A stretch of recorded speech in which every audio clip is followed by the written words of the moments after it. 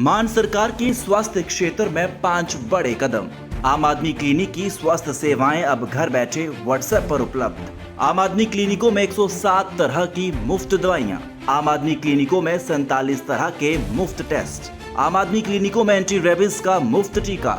आम आदमी क्लिनिकों में गर्भवती महिलाओं का मुफ्त इलाज।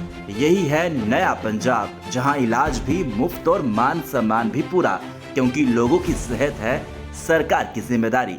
नमस्कार, आप देख रहे हैं एनएमएफ न्यूज में आपके साथ शबनम। अभी प्रधानमंत्री मोदी चीन में है। चीनी राष्ट्रपति शी जिनपिंग से मुलाकात की है, पुतिन से मुलाकात की है और एक धाकड़ तस्वीर चीन से निकलकर सामने आई है, क्योंकि 3 महाशक्तियों का महामिलन हुआ है जो डोनाल्ड ट्रंप की जमीन हिला देने वाला है। लेकिन इसी बीच एक और चौंकाने और बड़ी खबर सामने आ गई है, ऐसी खबर जो डोनाल्ड ट्रंप को वाकई में सदमा दे देगी। दरअसल जब डोनाल्ड ट्रंप सत्ता में आए थे तो उन्होंने एक ऐलान किया था और कहा था कि ब्रिक्स को खत्म कर देंगे। क्यों? क्योंकि ब्रिक्स जो है उनके डॉलर पर सबसे बड़ा खतरा है। तो ऐसे में अब डोनाल्ड ट्रंप सतर्क हो जाएं, क्योंकि अब ब्रिक्स का जो समिट होने वाला है, जो बैठक होने वाली है, वो भारत में 2026 में आयोजित होगी और उसमें शी जिनपिंग आकर शामिल हो सकते हैं। ये बड़ी खबर सामने आ रही है। प्रधानमंत्री मोदी की तरफ से शी जिनपिंग को ब्रिक्स समिट के लिए न्योता दिया गया है और शी जिनपिंग 2026 में भारत में होने वाली ब्रिक्स सम्मेलन की बैठक में शामिल हो सकते हैं, जो वाकई में ट्रंप को बहुत बड़ा झटका साबित होगी। ब्रिक्स को खत्म करने की कोशिश की, लेकिन खुद के टैरिफ वॉर ने ब्रिक्स के देशों को मजबूती से एकजुट कर दिया और कहा जा रहा है कि अब ये देश मिलकर ट्रंप की अर्थव्यवस्था, ट्रंप के डॉलर, सबको एक साथ अब चोट पहुंचाने का काम करेंगे।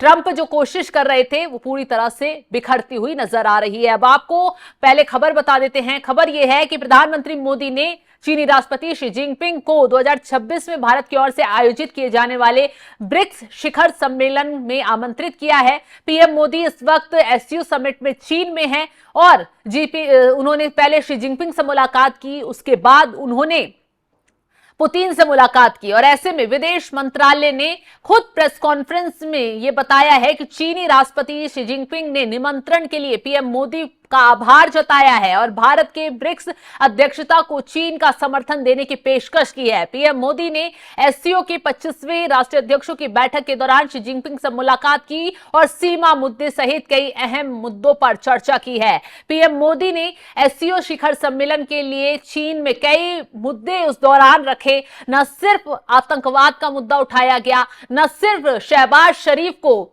सामने बिठाकर खरी खोटी सुनाई गई। सोचिए, उस बैठक में प्रधानमंत्री मोदी भी शामिल थे, इस बैठक में चीन के शी जिनपिंग भी शामिल थे, पुतिन भी शामिल थे और भी देशों के राष्ट्रीय अध्यक्ष शामिल थे। ऐसे में प्रधानमंत्री मोदी ने शहबाज शरीफ को खरी खोटी इनडायरेक्टली सुनाई, बिना नाम लिए आतंकवाद पर सीधा प्रहार किया, आतंकी देश पर सीधा प्रहार किया और पाकिस्तान के पीएम के पसीने छुड़ाने का काम कर दिया है। वो तस्वीर तो आपने देख ही ली होगी, कैसे जब शहबाज शरीफ खड़े हुए हैं तो प्रधानमंत्री मोदी, पुतिन, शी जिनपिंग उन्हें इग्नोर करते हैं और पुतिन और प्रधानमंत्री मोदी शहबाज शरीफ को इग्नोर करते हुए आगे निकल जाते हैं। तो ये देख सकते हैं कि पाकिस्तान की वैल्यू क्या है, पाकिस्तान के प्रधानमंत्री की वैल्यू क्या है, कैसे जब महाशक्तियों का मिलन होता है तो उन्हें पूरी तरीके से इग्नोर कर दिया जाता है। और इसके बीच अब बड़ी खबर आ जाती है कि प्रधानमंत्री मोदी ने चीन के राष्ट्रपति शी जिनपिंग को भारत आने का न्योता दिया है और इस न्योते को लेकर शी जिनपिंग ने आभार भी व्यक्त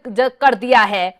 पीएम मोदी ने कहा है, भारत और चीन दोनों रणनीतिक स्वायत्तता का पालन करते हैं और उनके संबंधों को किसी तीसरे देश के दृष्टिकोण से नहीं देखा जाना चाहिए। दोनों नेताओं ने द्विपक्षीय, क्षेत्रीय और वैश्विक मुद्दों, चुनौतियों जैसे आतंकवाद और बहुपक्षीय मंचों पर समान आधार का विस्तार करना आवश्यक माना है। भारत और चीन को हाथी और ड्रैगन के रूप में पेश करते हुए जिनपिंग ने बैठक में कहा कि दोनों देशों का एक साथ आना और अच्छे पड़ोसी बनना महत्वपूर्ण है। अब आपको एक और बात ये बता देते हैं, ब्रिक्स कैसे अमेरिका के लिए खतरा हो सकता है। जिस सम्मेलन की अध्यक्षता भारत करेगा 2026 में, वो कैसे ट्रंप के लिए बहुत बड़ा खतरा है, अमेरिका की अर्थव्यवस्था के लिए, अमेरिकी डॉलर के लिए कैसे सबसे ज्यादा खतरनाक है। आपको बता दें, ब्रिक्स अमेरिका के लिए खतरा इसलिए है क्योंकि अमेरिकी नेतृत्व वाली विश्व व्यवस्था को चुनौती देता है। ब्रिक्स जिसका विस्तार हो चुका है, एक वैकल्पिक शक्ति केंद्र के रूप में उभर चुका है, जो अमेरिका के आर्थिक, वित्तीय और भू राजनीतिक प्रभुत्व प्रभुत्व को कम करने की कोशिश कर रहा है।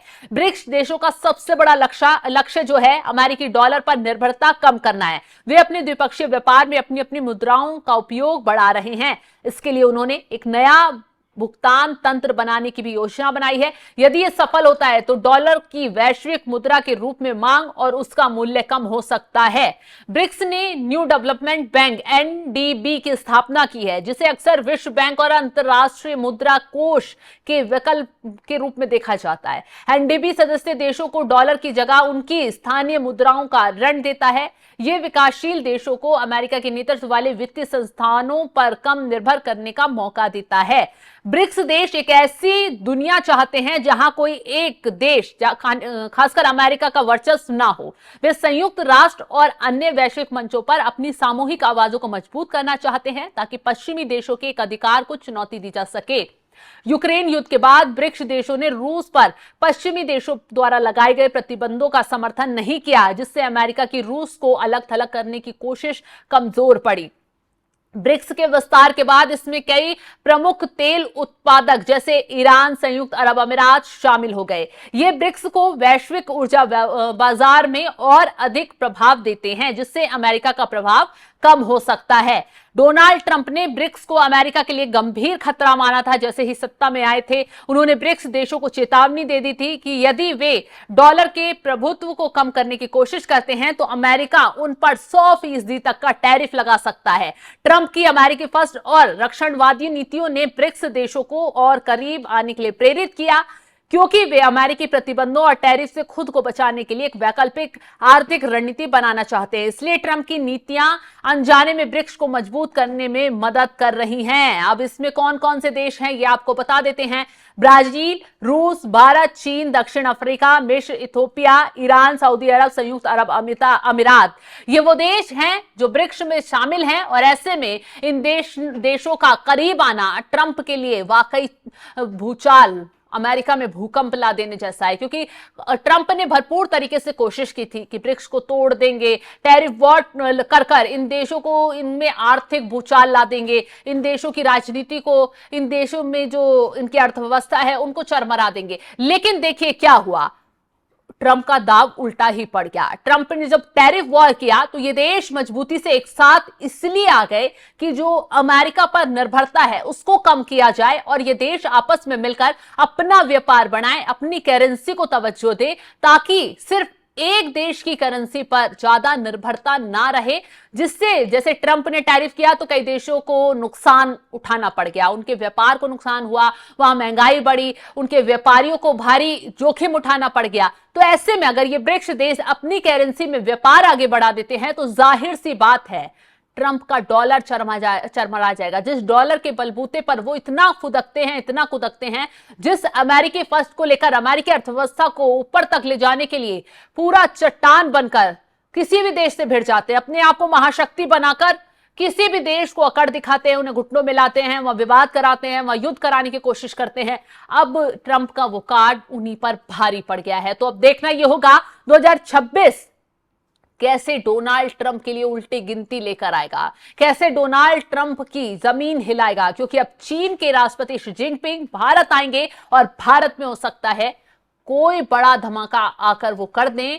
भारत और चीन मिलकर अब व्यापारिक क्षेत्र में तो आगे बढ़ेंगे, लेकिन अमेरिका को कैसे सबक सिखाना है इसकी रणनीति भी तैयार की जाएगी। फिलहाल उस खबर को लेकर आप क्या राय रखते हैं कमेंट बॉक्स में जरूर बताइएगा और तमाम बड़ी खबरों की अपडेट के लिए आप हमारे साथ जुड़े रहें। नमस्कार।